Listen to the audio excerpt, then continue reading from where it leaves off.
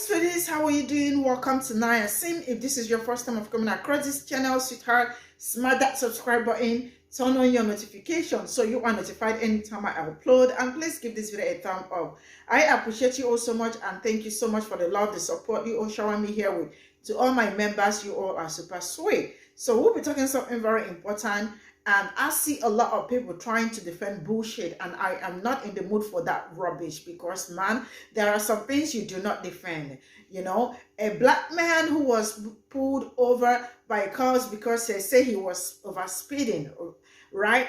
He pulled over, right? And then they were like, they brought him out from the his truck, hands up, hands down, hands on the back, and for no reason, they started tasing him, hitting him and all that. And I am asking, when you have been pulled over for over speeding, what do? They give you ticket. Why do they want to arrest you? Arrest you for what? And I am sure that this man already had his trauma, because this same man was in prison for years for a crime he did not commit. And he just came out not long ago, right? And he is again being pulled over by the cops, tasing him. Why are you tasing an unarmed person? And Jeff Mead got the nerves to come out to defend bullshit. See, I am done with all this, like, you know, let peace reign, let this one reign, and the other one. I am just so not into that peace talk today. NACCP are also on this matter because they want to see what happened. They want the cops to release the footage of what happened. And the footage is out. Some people, some pop-colored people are out there lying. Why are you all lying? When you are being pulled over by the cop, what do they, for overspeeding? You just get your ticket and you move on. Why were they tasing him? Why were they hitting him? And then ended up unaliving him? And somebody got the nerve to say, comply or die. I know you were talking to black people. Yeah, I know. Because they are the ones that are always, that go into defense mode when they are being pulled over by cops, because cops have unalived so many people. Let's get into this video. Everybody meet Leonard Cure. Now, out of all the stories I cover, this man's story is pretty fucking devastating. Because only 3 years ago, this man was completely exonerated from a crime he didn't even commit.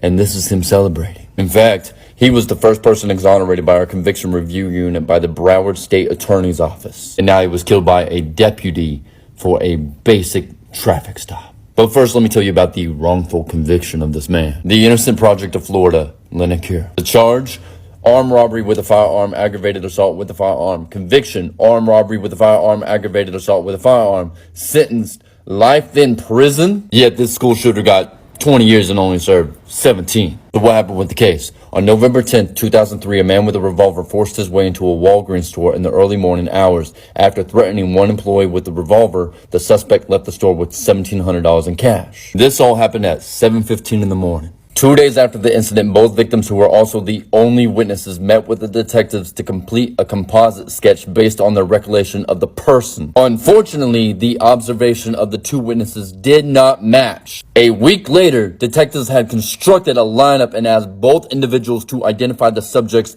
independently. Out of the 6 men presented to her in a lineup, the first witness chose number 3, Leonard Cure. The second witness, on the other hand, was between Cure and another suspect, but concluded that number 3, Cure, was the same complexion. It turns out Cure wasn't even there. You know what he was doing the whole time? He was helping his girlfriend take their 3 kids to school, and then he went to the ATM at 6:52 in the morning, and he took out $20 that was 3 miles away south of said Walgreens. His boss showed up at 8 a.m. in the morning, and his co-workers said that he shows up at 7 a.m. each day. And now, after this man celebrated because he was finally exonerated, the deputy decided to pull him over because he was going 90 and 70 miles an hour, when she should have just gave him a speeding ticket and walked away. But no, the deputy had him get out of his vehicle and then killed the man. And just back in August, he was rewarded over $800,000 and just bought his home a week ago. Now, the NAACP is demanding the release of the body cam footage, which they are not releasing. And this is why the police are so fucking dangerous, because they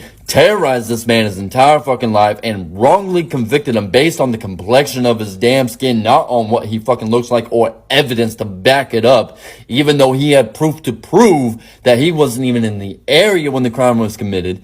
And then they killed the man for just speeding. Yet police only solve 2% of major crimes. We do not need you, because creators like myself and many others make content like this, do real investigations, make this shit go viral, because people actually give a fuck about these things, which you guys lack, and we don't just base it off of the complexion of their damn skin. So everybody, let's fight for justice for this man, because we know cops lie about this shit all the damn time and cover their asses. So let's get this man justice. My name's Eric Stone. Doses. You call me a token black man, but you're so eager to be the token white savior that you won't even wait for the body cam footage to come out. Woo! Here we go. People been waiting a long time for you and I to go head and head, but now we fucking here. I'm gonna go ahead and break down this cop shit real quick, but then I'm gonna break down what I fucking did, because you don't even realize that I just pulled a fucking bait and switch on your ass, because I was never coming for you. I was coming for your fucking audience. When you say things like, they killed the man for just speeding, it leads people to literally believe that they killed that man just for speed. Oh yeah, and I stand heavy on those fucking words, because even you and I both agree that that cop completely escalated that situation when he should have de-escalated it and not fucking acted the way he did. He got out of his vehicle and started yelling at the man at the start. I agree with that. I think the officer was in the wrong to do that. I don't think it was necessary at all. And I don't think it helped anything. I think the officer should have handled that better. See, I'm glad we can see eye to eye, Jeff. Because dozens of drivers were caught going over 100 miles an hour in Georgia. In fact, there was a 60% increase in drivers with speeds over 100 miles an hour and 55% increase with drivers over 91 miles per hour. 140 citations, speeding tickets, were written to these citizens who were driving over 100 miles per hour. Not yelling at them, not screaming for them to get out the fucking car, not tasing them for no fucking reason. No, they walked up, asked for license, registration, and insurance, which is exactly what the fuck I said, and then wrote them a speeding ticket, a citation. You know who doesn't get citations, Jeff?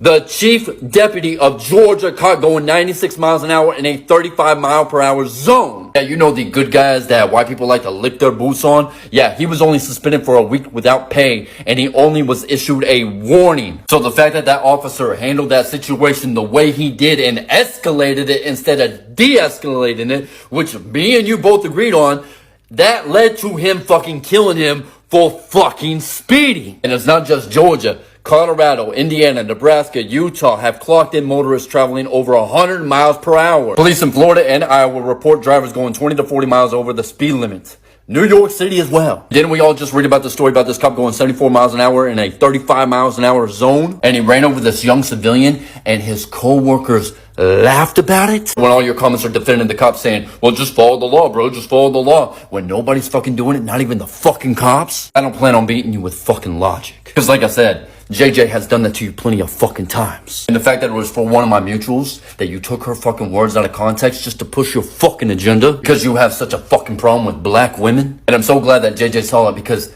he had her fucking back and he set the record straight. But on to the next, because like I said, I baited and switched your ass. Even though I said I was coming for you, I was really coming for your fucking audience, because you were too damn naive to see it. And about all the comments, this one described your fucking audience the best. You don't live near blacks or work with them, do you? You would agree with Jeff if you did. Now isn't that some fucking shit, Jeff? Your audience is exactly who I told you they are. But you don't want to listen, so that's on you. So continue to kiss their ass while they continue to be racist behind your back. But on to the third and final fucking thing. I mean, I could be wrong, but the only time I've ever seen you defend a white person against a minority is yourself. You used a screenshot of a political forum who hates on me, because unlike you, I'm more popular than just on fucking TikTok. And when you are said so popular, you have people who hate on you to the fullest extent.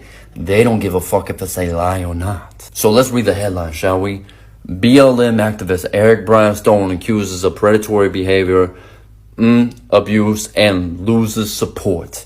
Not fucking true. Let's look at the facts, shall we? Now, you could have done a real investigation, how you put in your caption when you were mocking me for my lack of investigation on the body cam footage. Here is one of 3 videos I have made of talking about said situation. And every couple months, I gotta make a fucking video talking about the said situation because conservatives like you, who completely do not agree with me on anything I fucking say, bring up that one political forum who has a history of making up lies about me, like saying I'm fucking Jewish or saying I'm fucking worth $5 million, and none of it's fucking true, but you guys buy it because you don't actually look up the fucking facts. She accused me of, and I quote, making a video about her racist neighbor that she did not want me to make, end quote. And I break it down all in this video with actual receipts and text messages and screenshots from the accusations she made of me in her fucking videos. And once people found out the truth, they backed the fuck off, apologized, and then the said woman who accused me of some bullshit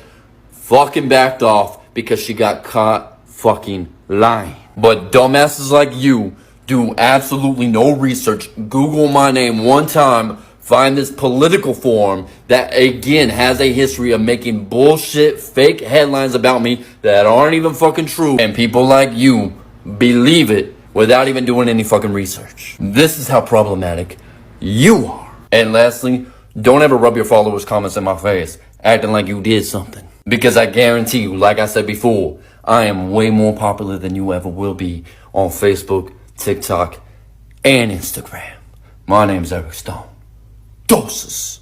Oh, and lastly, if white people have a problem with cops killing white people, go protest. Nobody told white people they shouldn't protest. I am heartbroken and outraged at the same time. I was literally in tears after watching that video.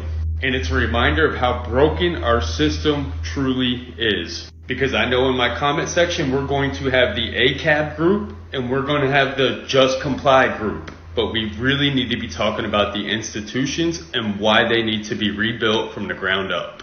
First, let's talk about the cop training. That cop came out of his car with the intent to exert his power and control. He did not come out of his car to have a conversation. He did not come out of his car with the intent to de-escalate a situation. He came out of his car screaming at a man who did 16 years in the Florida Department of Corrections, wrongly convicted. Our Leos and our COs are trained to be confrontational, and that is a problem. When I heard that officer get out of the car and start screaming, immediately my PTSD was triggered. I did 10 years in prison, and it is common to see officers speak to inmates exactly the way that officer spoke to Mr. Cure. Like a military drill sergeant screaming at the top of their lungs. I can assure you it is counterintuitive to get control of a situation by violent force. In the county jail in my county, we had a major who was ultimately forced into retirement, but he had a motto. He had a rule for his officers at the county jail to talk to inmates with love, respect, dignity, and compassion. And his reasoning and his logic was that most people who get arrested or are incarcerated come from broken situations, broken families, where they do not respond well to confrontation. When officers start screaming at people, immediately they are triggered and they go into fight or flight mode. We just watched it happen in real time. Furthermore, Mr. Cure did 16 years in prison, wrongly convicted. If a person does 16 days in prison, they will not be the same, let alone 16 calendar years. I did 10 years in prison myself. I suffer from a lot of mental health issues. My biggest one is the PTSD. One of my biggest triggers are people screaming at me. I immediately shut down, but thankfully I've been given access to resources such as therapy and a psychiatrist and medication to help me get stabilized. When I first got out of prison, I had a very hard time acclimating to society. I could not go to a crowded gym. I could not go to a restaurant and sit in the middle of it. In prison, a person is hyper vigilant. They are constantly alert, checking their surroundings to see if anybody is a possible threat. When a person is released back into the free world, it is hard to just turn that off like a light switch. Without access to the proper treatment and resources, it is hard for a person returning back into society to navigate problematic or confrontational situations such as that one. Do I believe that Leonard could have made that situation easier for himself? Absolutely. I'm not here to argue that. What I am here to say is that our institutions, from the prison industrial complex to the institution of law enforcement, failed him. The Camden County Sheriff's Department failed him. That officer failed him. And I just shared content. If you go back to this original comment, I was doing 62 and a 45. And I sat on the side of the road for an hour speaking with the officer. This is why I recognize my privilege. Because I didn't have an officer come screaming at me ready for confrontation. And this is why I'll continue to use my voice to speak up. You want us to humanize the badge, then we need to change the way we do law enforcement. Another unarmed black man needlessly lost his life because our systems failed him. What he encountered with that officer on the side of the road is what he had to endure for 16 years from correction officers while he was incarcerated for a crime that he didn't even commit. Because that's exactly how our law enforcement and our correction officers across America are trained to engage with people. And it's disgusting, it's sad, and we must do better. When you're a hammer, everything you see is a nail. I want to say that this statement, comply or die, absolutely infuriates me. Because basically what we're saying is that somebody's action or inaction is justifiable by death. Now me, I personally 100% believe in personal accountability. Anytime I have an interaction with the cop, I'm going to do my best to comply. But I'll never perpetuate this rhetoric which contributes to the violent, oppressive, toxic culture that we know as law enforcement. And if we're ones who are calling ourselves activists working to dismantle the system, if we call ourselves abolitionists or we call ourselves allies or accomplices, and we're saying stuff like this, we are missing the mark. This is the shit that corrupt cops say. This is the shit that bootlickers say. This is the justification that they use after killing literally thousands of unarmed black people. And I've heard the rebuttal a million times. Oh, the quicker that we get to this, the quicker that all the killing will stop. No, it won't. It doesn't work that way. Victim blaming is not going to stop anything. The only way it stops is that we hold law enforcement to the same level of scrutiny that we're holding the United States citizens. You know, in my 20 years in and out of the system, I've obviously had a lot of interactions with cops. I've also seen a lot of interaction with cops. And I can't tell you how many people I saw that suffered from mental health illnesses, how many people I saw that just had a low IQ or didn't have the aptitude or the ability to just comply. No matter how much you screamed at them, no matter how much you violently attacked them, they just did not have the ability to do so. And have we got to a place in our country where we lack compassion and empathy? Or have we become such reductionists that we just simplify everything down to just don't commit crime or just comply or die? That when we're having conversations, real conversations with context, depth, and nuance and substance, and understand that it's going to take a collective group of people. It's going to take a collective consciousness for us to solve these problems. Because yes, on one side of the coin, there is personal accountability. When you are able to, always try to comply. And on the other side of that coin, we need to hold our law enforcement to the highest level of accountability. Because much of this bullshit can be prevented. And the way you say this with such smugness and arrogance, like, of course comply. America, if you're watching this, comply. Do not commit crime. Don't break the law. These aren't things that have to be said. I accept personal accountability for everything that I've ever done. That is not the point of my content and why I make these videos. The point is, Leonard Cure didn't have to lose his life that day. Do I believe Leonard could have handled that situation better? Absolutely. But I also 100% know that that officer could have handled that situation a lot better too. The only difference is Leonard Allen Cure was held to the highest level of accountability. He lost his life.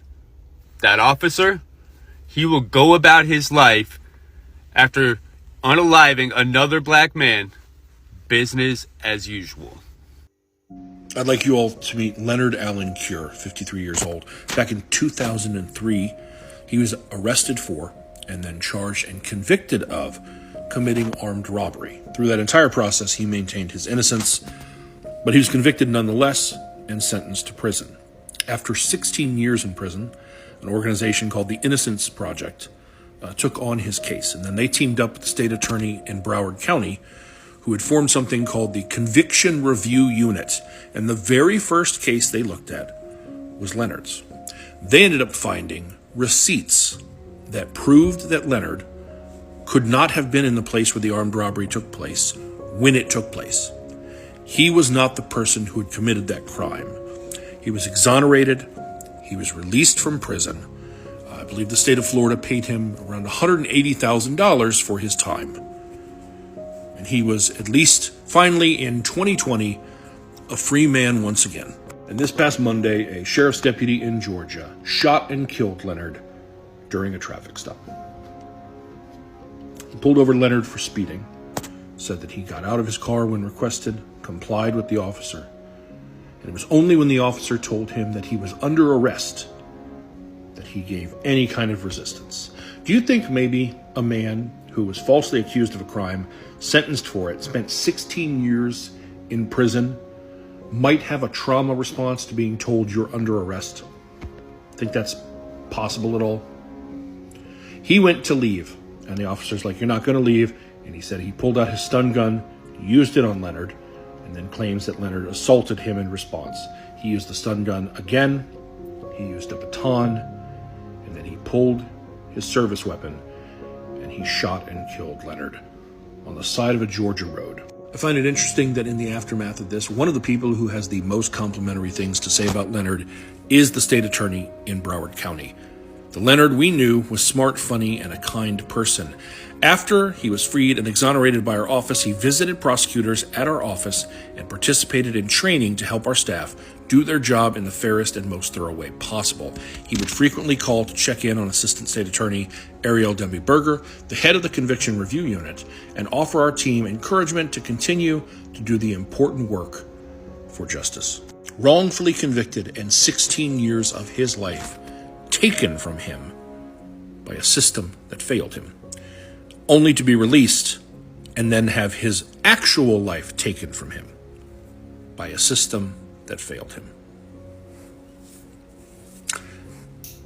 It feels pretty clear it's the system that's broken. 16 years in a Florida prison due to a wrongful conviction. He was released 3 years ago. The Broward County State Attorney's Office had very complimentary things to say about him in the aftermath of everything, saying that he was extremely nice, very helpful, just...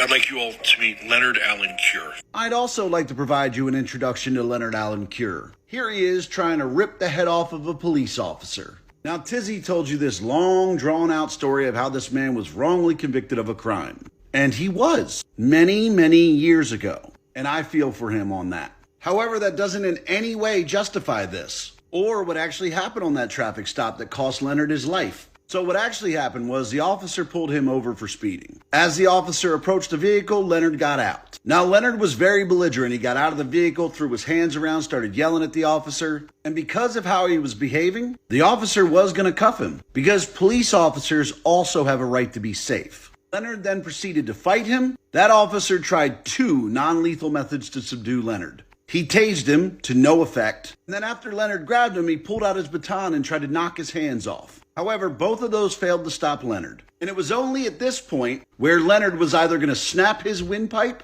or rip his head clean off, that the officer finally pulled his firearm and shot Leonard. That's what happened. Any of you can go on Twitter and watch the video. In fact, a ton of you can actually watch the video here on TikTok. Now, I can't post a video because that'll give TikTok a reason to give me a violation. They'll say like dangerous or violent acts. But there's hundreds of other creators that have actually posted the dash cam. I just know TikTok won't let me do it. If you go watch that dash cam video, you'll see that everything I just told you was 100% true. This dude got out of his vehicle, was wildly belligerent with the police officer. And when the officer tried to cuff him, Leonard lashed out and fought him on the side of the highway. The officer tried to tase him, which didn't do shit. And then he pulled out his baton and tried to get him off him. And only when the officer was getting his head cranked harder than I've seen in a UFC fight did he defend himself with lethal action. This wasn't a case of a man wrongly persecuted. This wasn't racism or police abuse. This is a police officer who tried every method possible to end this without a loss of life.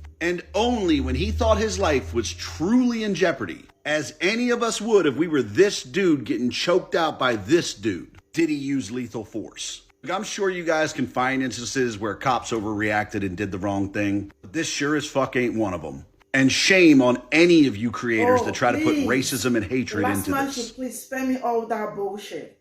See, let me tell us something. When you are being pulled over by a cop for overspeeding, what do? They give you a ticket. You were overspeeding and you are getting a ticket. You are not being arrested. As long as you did not kill anybody, you did not harm anybody, right? Man was, okay, I am going to leave a link for you to Danny's channel, TikTok handle. So you all can go see the video there, because I saw the video, but I just cut it off because YouTube and all that. He was pulled over. He came out. He was asked to hands up, hands on the back, blah, blah, blah. He got tased for nothing. Got tased. And then from the story, he was also hit with baton. And someone is out there trying to defend police brutality on a black man, right? But then let me ask you this. If this were a palm-colored person, would they pull this person over and start tasing the person, start asking, hands up, and start threatening the person? No, they would not have done that. When you are being pulled over for just overspeeding, like they said, you just get a ticket. So what was the police, what was the cop doing? Was he doing his job, pulling him over, bringing him out, tasing him, probably started assaulting him? He was unarmed. He was not with anything. Let's make this clear. Let's get this. He was not with any. He was not armed. So what made them? What brought the? Why did they start tasing him? When they found out he raised his hands on the back, he was not with anything. Why did they tase him? I went through the comment section and I saw some pop-color people saying, I have been pulled over several times and they never tased me. They only give ticket if there is need for that, and they never arrest. I saw a lot of comment from pop-colored people. And then the ones like Jeff Mead, that coon, his comment section, you all already know that he is for the pop-colored people. The comment section really got me. But still, some pop-colored people said, because you do not live among a black community, so you really do not, a pop-colored person said to Jeff, you really do not know what black people are going through, so you really don't have any say on this, because you don't want to admit that black people are being treated the way wrongly being treated. The pop-colored person told him, Jeff, me, this.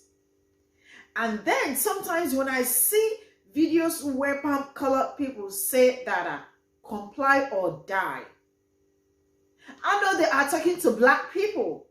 I know. Because they don't experience what black people experience. They don't, not even a quarter.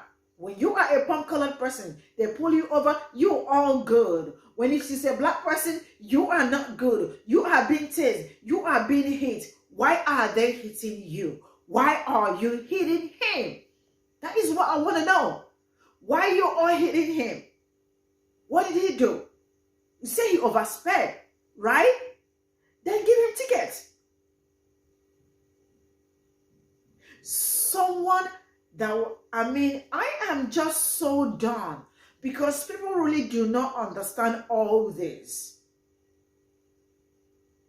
Like I keep saying, no black person's life should be lost because you are being pulled over by a cop. And NAACP already stepped into this.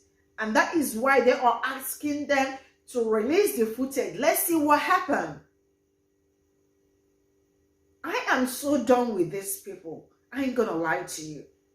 Someone that was just released not long ago because then the cops also lied that he committed a crime that he did not. And he spent how many years in prison? Make this make sense, because the math ain't mathing. I am so mad. Because, I mean, they can't wake up every day and they are taking lives. They are killing black men. Leaving black children without parents. And then they come back to tell us that black community is this, black community is that. F you all. I don't care. And somebody will see all this and still want to defend it. What do you want to defend, like in this situation? I am so done. I am really done.